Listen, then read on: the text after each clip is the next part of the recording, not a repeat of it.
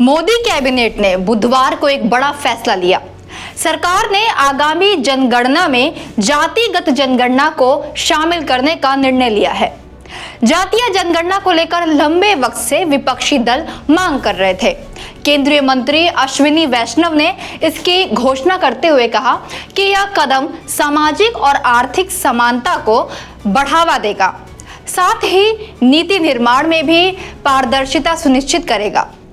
आखिर जातिगत जनगणना है क्या और इसके क्या फायदे और नुकसान हो सकते हैं, साथ ही इसका इतिहास क्या है और भाजपा की इसको लेकर क्या विचारधारा है।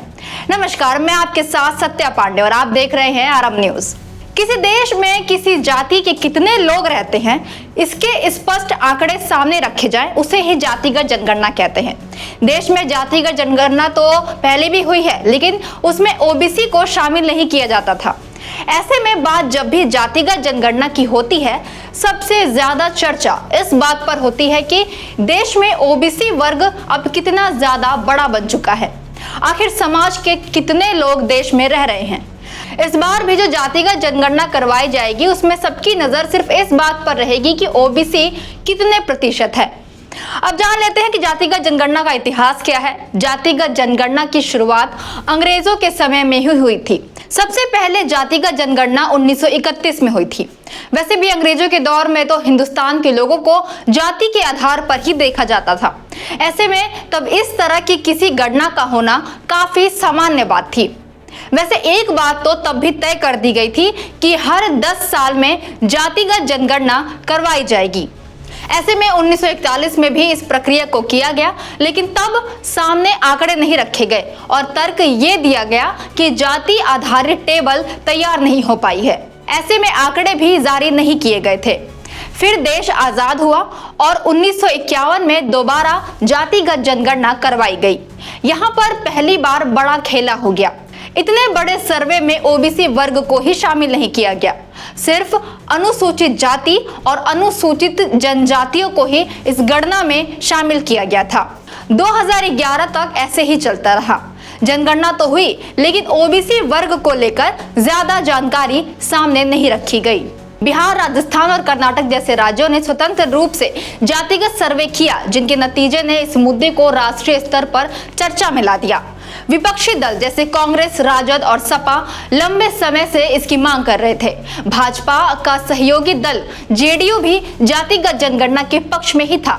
कांग्रेस नेता राहुल गांधी ने सामाजिक न्याय का आधार बताते हुए 2024 के लोकसभा चुनाव में इसे प्रमुख मुद्दा बनाया था। क्षेत्रीय दलों का यह मानना है कि जातिगत जनगणना के आंकड़े नीति निर्माण में सहायता करेंगे। अब जान लेते हैं कि जातिगत जनगणना के फायदे क्या हो सकते हैं।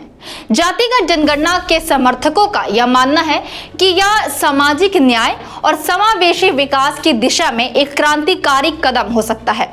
समर्थकों का यह मानना है कि जाति जनगणना के आंकड़े सरकार को विभिन्न समुदायों की सामाजिक और आर्थिक स्थिति को बेहतर ढंग से समझने में सहायता करेंगे।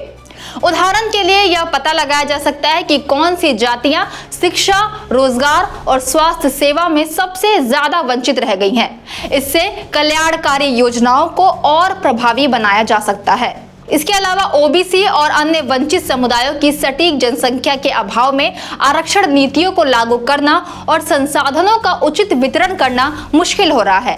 मंडल आयोग ने ओबीसी की आबादी को 52% बताया था, लेकिन ये अनुमान पुराने डाटा पर आधारित है। नए आंकड़े आरक्षण की सीमा और वितरण को पारदर्शी बना सकते हैं। जातिगत जनगणना से उन समुदायों की पहचान हो सकेगी जो ऐतिहासिक रूप से हाशिए पर रही हैं। जातिगत डाटा सामाजिक असमानताओं को उजागर करेगा, जिससे सरकार और समाज को इन मुद्दों को संबोधित करने का अवसर मिलेगा। उदाहरण के लिए, अगर किसी विशेष जाति के आय या शिक्षा का स्तर राष्ट्रीय औसत से काफी कम है, तो इसे सुधारने के लिए भी नीतियां बनाई जा सकती हैं।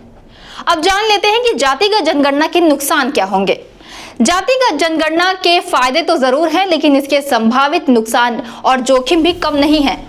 जातिगत जनगणना के विरोधियों का यह मानना है कि यह सामाजिक और राजनीतिक स्तर पर कई चुनौतियां पैदा कर सकता है।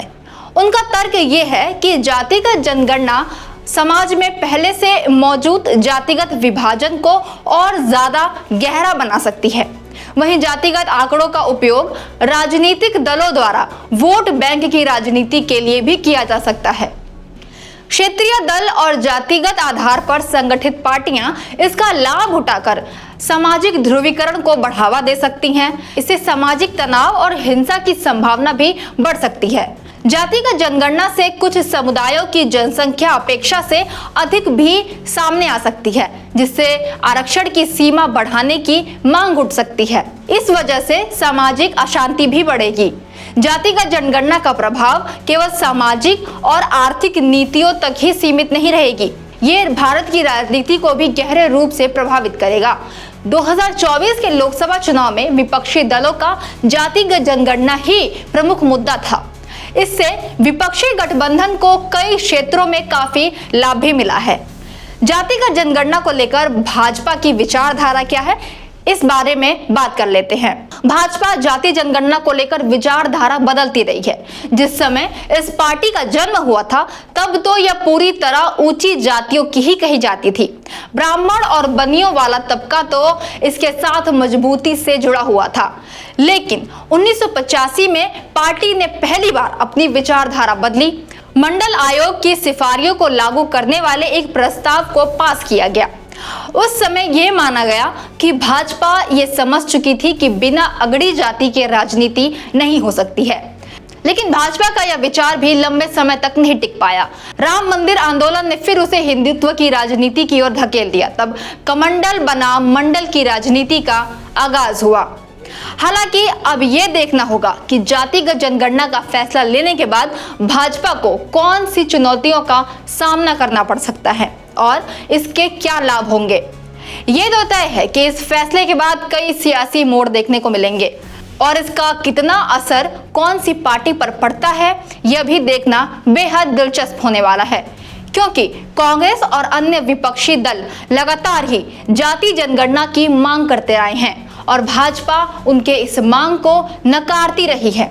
लेकिन ऐसी कौन सी वजह रही जिसकी वजह से भाजपा ने जाति जनगणना करने का फैसला ले लिया? और ये भी उस वक्त हुआ जिस समय पहलगाम हमले का मुद्दा पूरे देश में गरमाया हुआ है और अभी तक आतंकियों के खिलाफ सरकार ने कोई भी कड़ी कार्रवाई नहीं की है। वहीं दूसरी ओर कई पार्टियों का ये भी कहना है कि भाजपा ने पहलगाम हमले से लोगों का ध्यान भटकाने के लिए ये जातिगत जनगणना का फैसला लिया है। हालांकि सच्चाई क्या है ये तो अब भाजपा ही जाने। अब देखना ये होगा कि जातिगत जनगणना से क्या क्या प्रभाव पड़ेगा। आपकी इस विषय में क्या राय है हमें कमेंट करके जरूर बताएं। अगर आपको ये वीडियो पसंद आई हो तो वीडियो को लाइक और चैनल को सब्सक्राइब करना ना भूलें। ऐसी ही खबरों के लिए देखते रहिए आरंभ न्यूज।